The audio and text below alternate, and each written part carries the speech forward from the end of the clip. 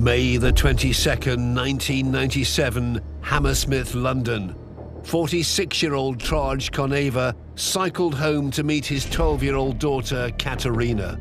It was the first time the schoolgirl had ever been home alone. Her father tried to phone her and she wasn't answering him. He became quite worried, so he rushed back home. And when he arrived, he couldn't get into the house. He sees a pair of man's shoes underneath the door, and this causes him concern because there's somebody in his home who shouldn't be there. He starts to bang on the door with all his might. He shoves it, he kicks it, he cannot open it. Consumed by fear, he is horrified at what could be happening to his beloved daughter. Realizing the intruder was escaping, Andrzej chased after him and came face to face with Andrzej Kunowski, an illegal immigrant from Poland. Andrzej didn't know it, but he was looking into the eyes of his daughter's murderer. Kunowski was a cold-blooded criminal. He had no respect for human life, he had no respect for young girls, he had no respect for the law.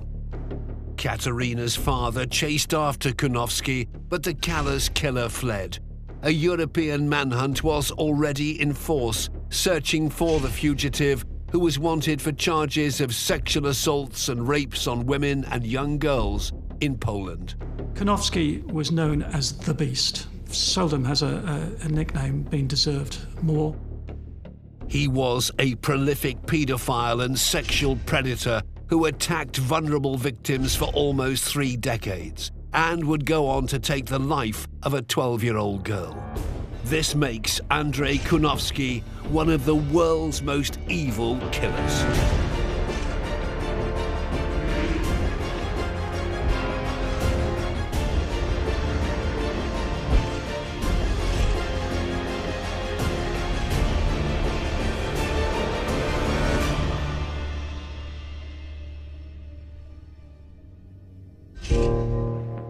May the 22nd, 1997, Hammersmith, West London, England. The country was in shock when news broke that a 12-year-old schoolgirl had been brutally murdered in her own home. Katerina Koneva was followed home from school by a prolific sex offender and paedophile, 41-year-old Andrzej Kunowski. She was beautiful, talented, promising, and to snuff out her life was an act of inconceivable brutality, a barbarity of the worst kind. Kunowski was a wanted Polish national who'd entered the UK illegally less than 7 months before the brutal murder. He left his mark on senior investigating officer David Little. Kunowski was actually probably one of the worst people I've ever dealt with in my time, mainly because he was so prolific. The Met Police worked tirelessly to identify Katerina's killer. In doing so, they would also bring to justice a criminal who was wanted for a string of heinous crimes in Poland. Journalist Szymon Verostek was a young boy at the time of Kunowski's crimes in Poland. He's still remembered in our town. He was a very dangerous criminal and an utterly depraved man. He had no regard for human life. People were there to satisfy his wild animalistic urges. He had no remorse at all, and there was nothing could stop him basically apart from being incarcerated. This killer's story begins in Warsaw, Poland. Andrzej Mirosław Klembert was born on March the 29th, 1956. Warsaw had suffered heavily during the Second World War, and this post-war period was a difficult time for the country. Young Andrzej didn't have the easiest of childhoods. His parents were petty criminals. At the age of 2, he went to a foster home because both of his parents went to prison. His grandfather, we understand, was in a psychiatric ward for sexual offences as well. He went into the institutional care system, and I think by the time he was returned to his mother, quite a lot of damage had been done. After leaving prison, Andrzej's mother met and married builder Stefan Kunowski. Andrzej took his stepfather's surname, and the family set up home in Mlawa, a small town 80 miles north of Warsaw. At first, family life appeared to be normal. As a child, Kunowski was quite short, a bit overweight. He was teased by his classmates and he struggled to fit in. I think this had an impact on his psyche. He was a bit of a mummy's boy, but he had a ferocious temper, and he used to respond to the taunts with explosions of anger and violence. As well as a violent tendency, as he grew older, Kunowski became fascinated with local girls, which unnerved those around him. His mother begins to sense that there's something in the adolescent Kunowski that is a little unusual. She was to say later that he developed an unhealthy appetite for sex, an unnatural sexual desire. Age 13, he first came to the attention of the authorities for stealing. Theft and those kind of property offences are all about a sense of entitlement. They are about wanting something and just going and taking it, regardless of the impact on others. So this is a very early warning sign for me. As punishment, Kunowski was sent to juvenile detention. I think it would have been a bit of a learning experience for him, but not a positive one. I think he would have been learning from his peers who had also committed offences. I think he's becoming a slightly more skilled criminal in the time that he's there.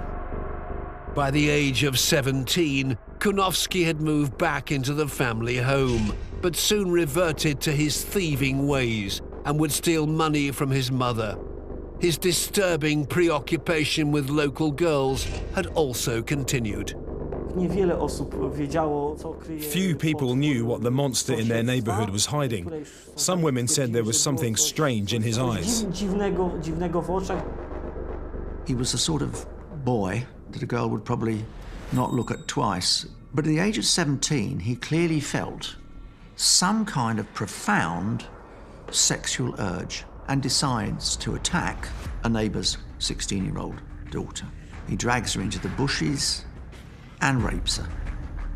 This is a very early age to be committing this kind of offence, and it's very important that we realise that you don't go from a healthy individual one day with normal psychological functioning to a rapist the next. There would have been an escalation of behaviour.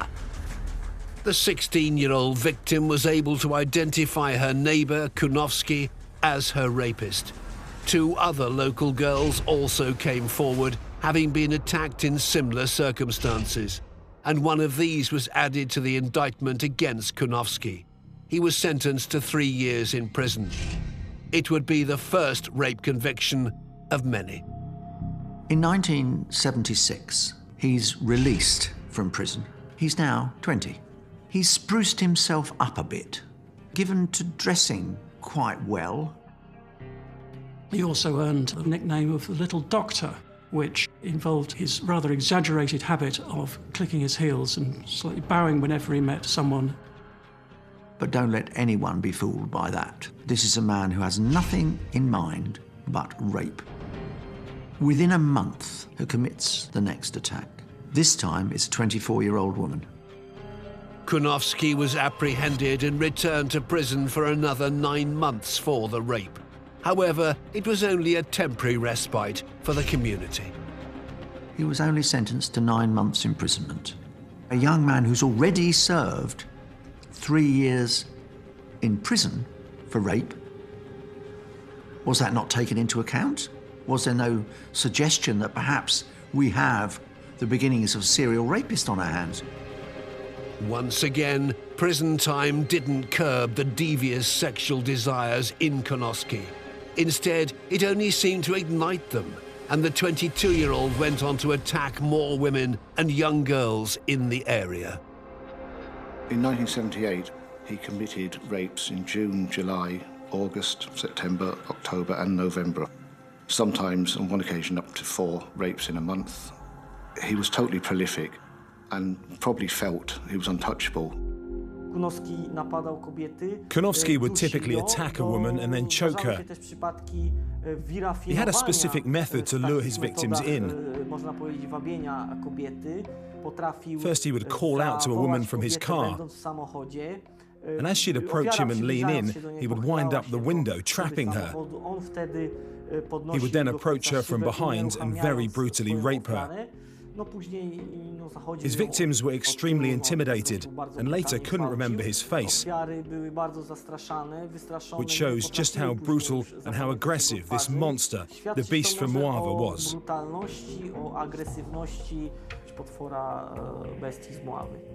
By the end of 1978, Kunowski had brutally attacked at least 24 victims. On the 22nd of December, he forced a girl into a cellar, holding a razor to her ear before raping her. She was just 11 years old. Kunowski's record is one of escalation. As he grows older, with more experience of how he can get away with these attacks and the better opportunities he can spot for these attacks. And it also reflects his mounting lust. It's an escalating graph of him getting more and more and more dangerous. In January 1979, his reign of terror halted when authorities convicted Kunowski for some of the rapes he'd committed during the previous year. But being behind bars in a male prison still didn't stop him offending. He was a very prolific sex offender. He had also raped his cellmate in prison. He had no remorse whatsoever. In April 1979, Kunowski was almost 3 months into a sentence at Warszawa Wola detention prison, Poland, for a series of brutal rapes on young girls and women. Bored of prison life, Kunowski didn't intend to stay behind bars. He was planning a great escape. Kunowski is in prison and decides that he wishes not to be and saws through the bars of his cell to get out. It almost defies belief. I mean, here is a serial rapist who seems to be able to escape at will. Needless to say, no sooner has he done so than he rapes again. On the 8th of May 1979, police intercepted him 85 miles away in the city of Łódź. Desperate to avoid rearrest, Kunowski took a young girl hostage with an axe. After a tense standoff, police succeeded in bringing him back into custody. And after 3 months, he was transferred to a psychiatric hospital in Piruszków. But once again, he managed to free himself. He saws through the bars of the psychiatric hospital and breaks out. Kunowski stole 2 cars and fled across the country, but he was eventually pursued by the police and crashed one of the stolen cars into a house near Jałdów. He was immediately arrested and taken back into custody on the morning of August the 24th, 1979. There he awaited trial. Prison is just a bit of a revolving door for him at this point in his life. When he's spending time in prison, he's learning from other people, he's ruminating, he's fantasizing, he's planning his next attack, because that's all that matters to him. Authorities took a tougher stance in 1980 when Kunowski was faced with over 70 charges, predominantly for sex offences and rape against women and children. The litany of charges also included escape from a police convoy and attempted murder. Finally, his crimes catch up with him and is effectively sentenced to 15 years imprisonment. On hearing the verdict, the prosecutor, Waldemar Smarzewski, said he'd hoped to separate Kunowski from society for longer, as he was certain he would go on to rape again, perhaps even start killing. 5 years later, an additional 15 years were added in recognition of the brutality Kunowski had shown to one of his young victims. Kunowski was now facing 30 years behind bars. At this point in Poland's history, their prisons are massively overcrowded. The actual conditions in these prisons would have been absolutely horrendous. Kunowski was desperate to get out and wrote to the Polish authorities. He claims that his cellmates treated him badly, that they humiliated him psychologically and physically, that he was beaten. At some point, his teeth got knocked out. Kunowski complains that he had his throat slit. While Kunowski's letters had no effect, A momentous announcement by the Polish Parliament in 1989 would have a significant impact on the 33-year-old's future. To mark the end of communism, an Amnesty Act was passed which resulted in the reduction of prison sentences. Kunowski used this to his advantage. On the 17th of January 1990, the court in Olsztyn delivered a decision allowing him to be considered for parole. He walked free the following year after demonstrating good behaviour. There was an absolute failure on the part of the Polish criminal justice system because he was a serial offender. And when somebody is constantly making that decision time and time again to harm other people, they're not going to simply decide to stop one day. Despite his criminal background, Kunowski's family were keen to help their son get back on his feet. With the help of his family, he bought himself a delivery van. And he was living in a flat which his parents bought him on Tuwima Street in Mlawa. Kunowski started trading at the local market. There he met a woman who would become his future partner. What the woman has in common with his victims is a considerable age difference. She was 10 years his junior. They would go on to have a daughter together.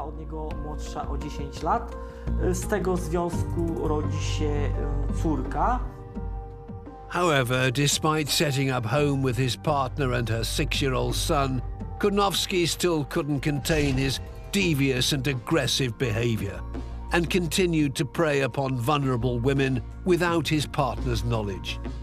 She soon became aware of his violent tendencies. Eventually, he attacks her, and also, for good measure, he attacks her son.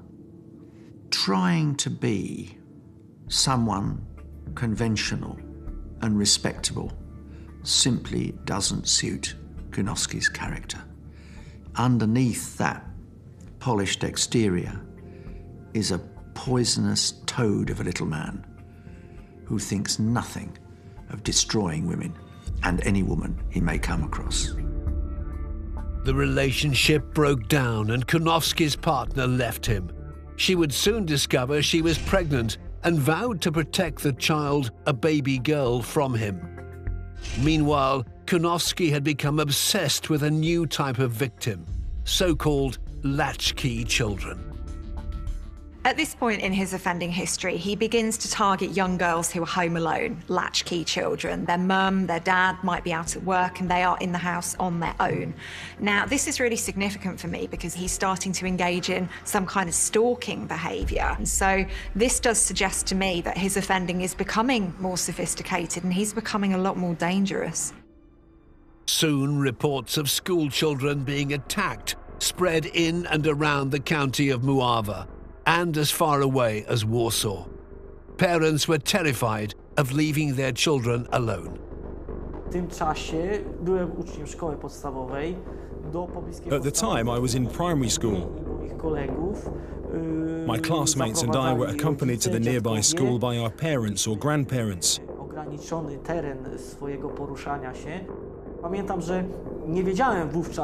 Where we were allowed to go was restricted. At that time, I didn't know his name. I just knew that he was an older man.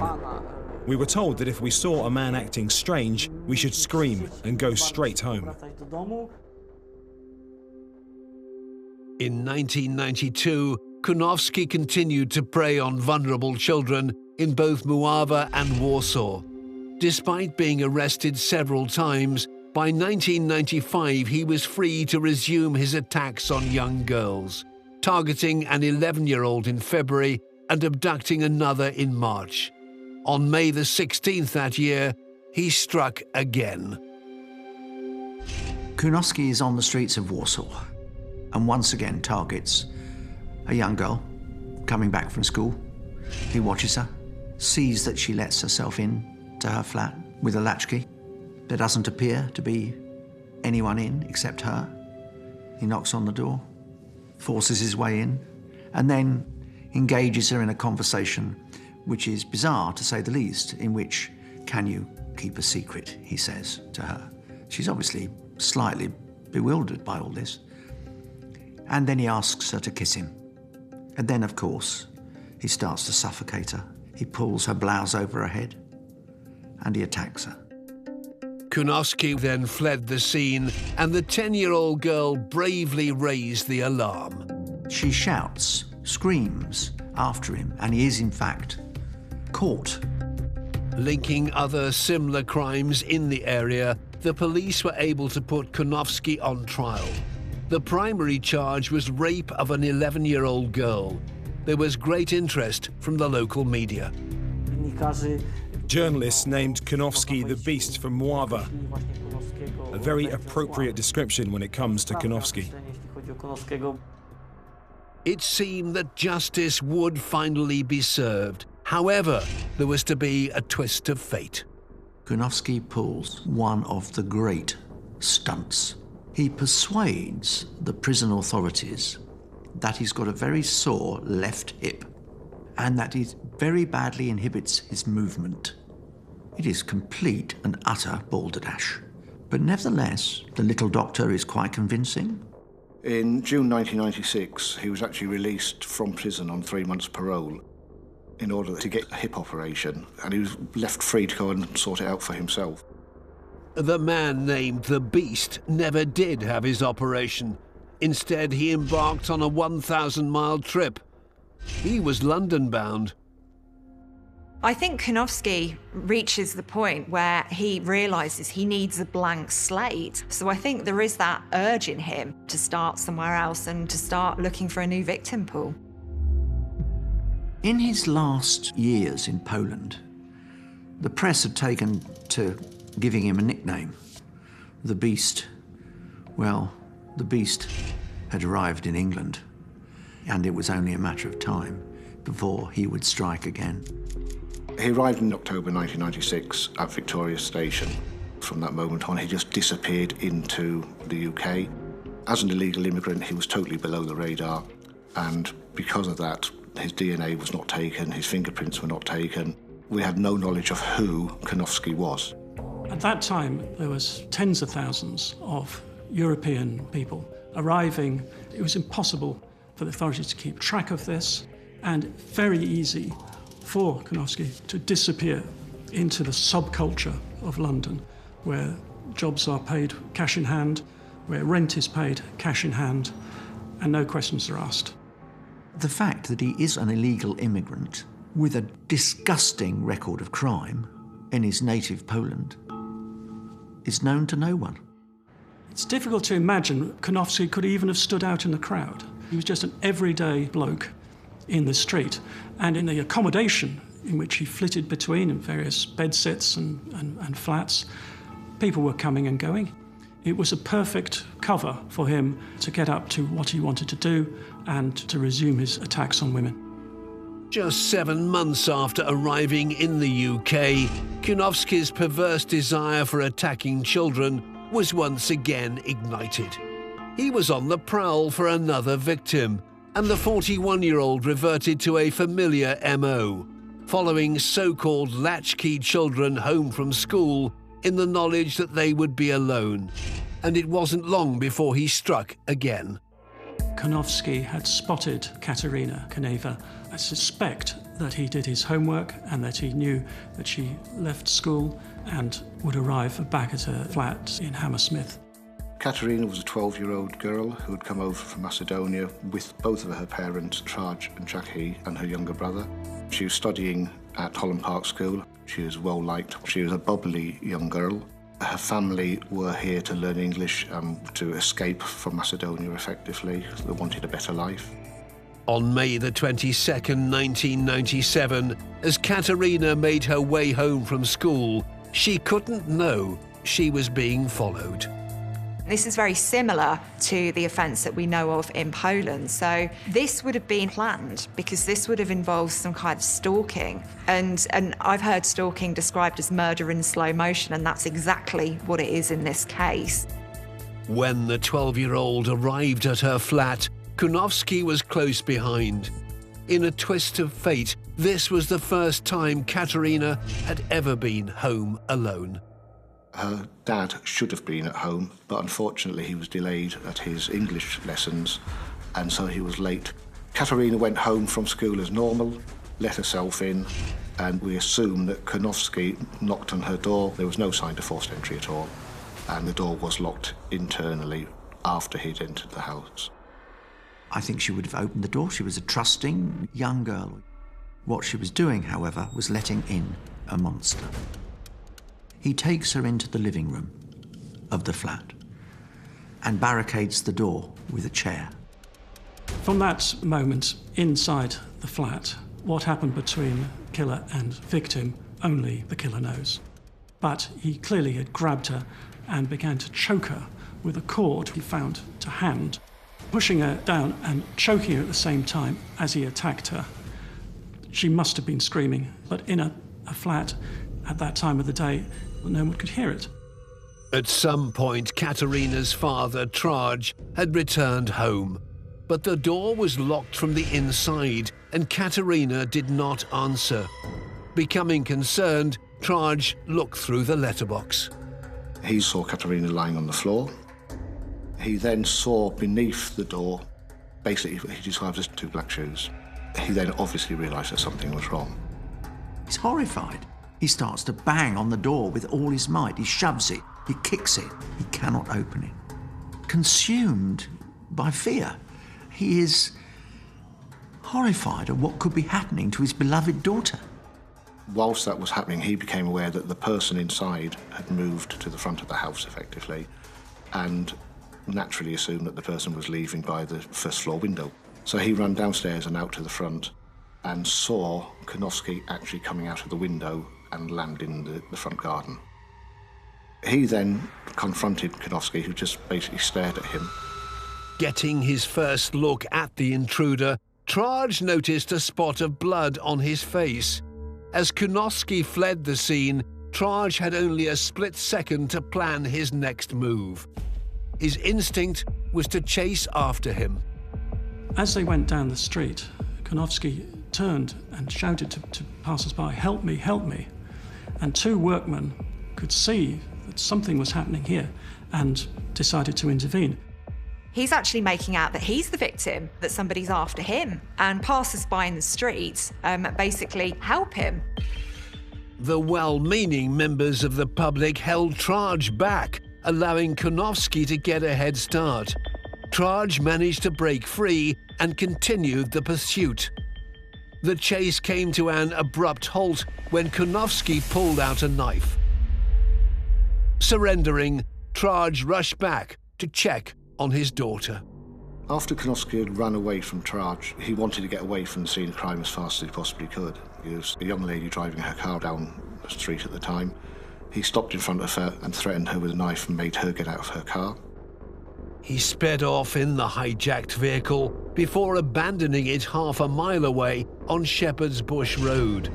He then boarded a bus destined for Hammersmith Broadway. He gets off the bus and disappears into the crowd, once again in the wind, beneath the radar. With Kunowski on the run, Traj had made it back to his flat. The scene behind the door would devastate his family's life forever. When he came back, he had to break the door down to get in, past the barricades that Kunowski had across the door, and there found his daughter with this cord so tight around her neck, lying on the floor. He was trying desperately to pull at this cord, and he couldn't manage it, so he went to the kitchen to get a kitchen knife to try and cut it open. He was screaming for help, obviously, and one of the neighbours went to help him. Police were called. And by the time they arrived, he was desperately trying to revive her. Paramedics took over, but without any success. Katerina had been murdered. The cause of the 12-year-old's death was strangulation. The police needed to act fast to find the culprit. Most killings happen in a domestic scene, and often it's the last person or the person there who turns out to be the killer. Unfortunately, Traj has to be considered as a suspect and was being questioned as such. The first time his wife finds him, he is a prisoner. Her daughter is dead, and her husband is accused of killing her. The impact on her must have been devastating. With no witnesses to the murder itself, police appealed to the local community for information. 7 people would come forward, having witnessed the chase, but their evidence had flaws. A number of the witnesses had assumed that Kunowski was actually a victim being chased, and so descriptions of him became muddled with descriptions of Traj. The police were no closer to catching the actual killer. Whilst police artists worked to produce a composite sketch of the man seen running away, detectives had a stroke of luck when a local builder's yard checked their security camera. There is CCTV evidence of the 2 running past an alleyway, first Kunowski and then obviously being chased by Traj. The CCTV proved Traj's claims that he had chased an intruder away from his home. At the murder scene, forensic teams found 2 significant clues. One was a fingerprint on the windowsill, which did not belong to any member of the family. The other was a single hair on a cardigan of Katerina's. But there was one major obstacle. Kunowski's fingerprints weren't on file anywhere in Britain, and so any conventional method of trying to find the offender using either fingerprints or DNA wasn't available. Kunowski was a ghost. Detectives working to create a profile of the murderer couldn't begin to guess the true depravity of this killer or how widespread his crimes were.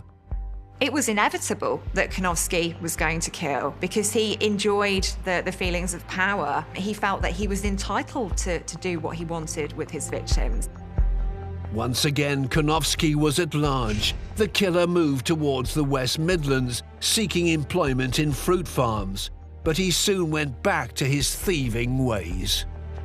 It wasn't long before he had his fingers in the till and he was arrested for stealing from his employer. He clearly thought he was bulletproof. When police examined Kunowski's forged passport, they discovered his visa had expired and he was detained in Oxfordshire on immigration offences. The murder of Katerina 1 month earlier still remained unsolved. And whilst forensic evidence had been taken from the murder scene, there was no match on the national DNA database. Immigration officials didn't know they had a killer in custody, and the killer had no intention of waiting to be caught. Had the law at that time allowed the immigration authorities to take a DNA sample from someone they suspected was an illegal immigrant, they would have been able to say to the police in Hammersmith that the man they had in their custody was actually the man who had murdered Katerina. Unaware that they had a killer in custody, immigration authorities granted Kunowski temporary release whilst his case was being considered. He was in need of a new identity. So when he was released from the detention centre, he managed to procure a fake Portuguese passport. And of course, again, it put another distance between himself and his criminal past. In September 1997, Kunowski's application was turned down and he appealed. The serial escapee had no intention of returning for his immigration hearing. By the time the appeal was rejected in December 1997, he had disappeared. He would live life under the radar for the next 4 years. I have no idea where he was for those years. He was using aliases. He may have been arrested and dealt with under another name somewhere else, totally different. But I find it inconceivable that he's not committed other offences.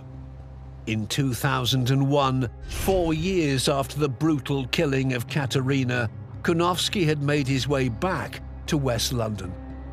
Kunowski's brass neck knew no bounds. He even registers with the NHS under his assumed name of De Diaz for a heart bypass operation. It's breathtaking audacity. The following year, after a period of recuperation, the Beast was fighting fit and back on the streets of West London. Now He's living in a room in Acton, working part-time as a tailor, little odd jobs here and there. And yet again, targeting vulnerable young women. At one point, he's hovering outside Ealing Broadway Underground Station, and he spies a young Korean woman, 21, looking at a board which has advertisements for rooms to let. He went up to her, offered her assistance, told her that he would help her find somewhere to live. She'd not long been in the country and her English was actually very stilted. So he offered to take her back to where he was staying, his bedsit, and help her find accommodation. When Kunowski decided to lure this student back to his flat, I think there was an intention to kill, because he'd killed before. I think he'd enjoyed killing before. He'd gotten away with it before. So I think there was a real arrogance in him at this point in time. Once he got her to her bedsit, he overpowered her, tied her up, and raped her. Kunowski was now at the height of his brutality as an experienced sexual predator and brutal in his aggression against women. And he attacked this Korean student with a frenzy. To actually be taken, tied up in somebody else's home and then raped is a horrendous ordeal. She was a stranger to the country. She'd not long been in this country. She thought she'd been befriended by somebody who was going to help her. He abused that trust. He abused her.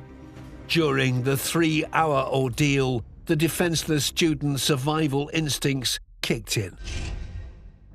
This young woman, she was very smart. She was able to basically talk her way out of it. But she was able to say to him, well, it's okay, I'll call you tomorrow, or I want to see you again. So she was appealing to a kind of inherent narcissism within him, and it saved her life. It was an incredibly brave thing to do. Kunowski, in his vanity and arrogance, thought that would be all right and that she would actually phone him the following day. The young Korean woman goes straight to the police. For the first time, Kunowski's made a real blunder. By committing the offence in his own flat, Kunowski had effectively led police to his front door. However, the police still had no idea this was Katerina's killer. In May 2003, he was convicted of the rape and received 9 years imprisonment at HMP Belmarsh. When officials took Kunowski's DNA, it sparked some interesting developments. A number of things have happened. His DNA is on file, his fingerprints are on file. The review of Katerina's killing is initiated, and lo and behold, the DNA matches. The most damning DNA evidence was the DNA on the hair on Katerina's cardigan, and also fingerprint as Kunowski jumped out of the window. Both of those are irrefutable, absolute pieces of evidence. When the Met found that they had not just a rapist, but a significant murderer in a case that hadn't been able to solve for 6 years, they then checked international files, and suddenly it flashed up to the astonishment of the London detectives that Kunowski had this massive record for 2 decades of attacks in Poland. The Polish authorities were very helpful with their assistance, and the DNA proved that he'd committed offences in Poland as well. The trial for the murder of Katerina Koneva began at the Old Bailey in March 2004. Both senior investigating officer David Little and court correspondent Paul Cheston witnessed the proceedings. It was a very emotional trial because the family, both Traj and Jackie, were obviously very upset at what had happened. Tragedy on this nature, particularly violent murder in a family, often has the most destructive effect. They almost turned on themselves in a way, and Katerina's mother and father split up. Unfortunately, in every case where a child or anybody has been murdered, the family assume a degree of guilt absolutely incorrectly. Traj expected to be home before he was. Jackie expected Traj to be home for their daughter arriving home. Between the two of them, they both harboured a degree of guilt for what had happened. Traj was face to face with his daughter's killer once again. But this time he had to give evidence of that fateful day and the heartbreaking decision he made. The moment that had the most impact on me was just how he explained how he stumbled across this attack on his own daughter in his own flat and was confronted with the two-horn dilemma of chase the attacker or tend to his stricken daughter. And that was explained in his own words through a whole veil of tears in his eyes and choking in his throat. It was heart-rending evidence from the witness box. The heartless killer Kunowski appeared unmoved. When Kunowski was in the dock at court, he showed no remorse. He just stayed there, listened to the evidence totally without any emotion whatsoever. It took the jury of 4 women and 8 men less than 3 hours to decide. Kunowski was found guilty of Katerina's murder and sentenced to life imprisonment by the Common Sergeant of London, Judge Peter Beaumont, QC. Sentencing Kunowski for the murder of Katerina, the judge said, and I quote, "You took the life of a child who was just beginning to enjoy what this country had to offer. It was a life of great promise, and you ended it in circumstances of great violence and terror." Kunowski's sentence was bittersweet for Katerina's parents. They'd lost their daughter, a 12-year-old girl. At the time of the conviction, Traj felt there was closure and it had been dealt with. Jackie didn't. She felt cheated. She just felt that nothing could be done to make amends for what he'd done. Whilst Kunowski began his sentence at HMP Frankland, Europe's media descended on the small village of Mława. In Poland, Kunowski's mother is naturally approached by the media, and she confesses that she never thought he was entirely normal, but refuses to accept that he actually is a monster. Kunowski wasn't in prison for long. 5 years into his life sentence, he died of heart failure in the Durham prison, age 53. When we discovered that Kunowski had died in prison, the first thing we did was to go and tell the families. And I do know that Jackie felt cheated by his death. She wanted him to burn in hell, as she said. She did feel that he'd got the easy way out. Even after his death, countless victims are still living a life sentence imposed by him. This kind of experience had an impact on these people. It changed their life and behaviour entirely. He continually offended whilst he was at large, and I am certain that he must have committed other offences. We cannot know how dangerous Kunowski was. This was literally a predator on the loose. He could have committed literally hundreds of attacks, and we shall never ever know for sure. He was a prolific sex offender and paedophile who caused torment and fear across Europe for almost 3 decades, before taking the life of a bright young girl who had her whole future ahead of her. He showed no remorse for any of his actions, and that's what makes Andrzej Kunowski one of the world's most evil killers.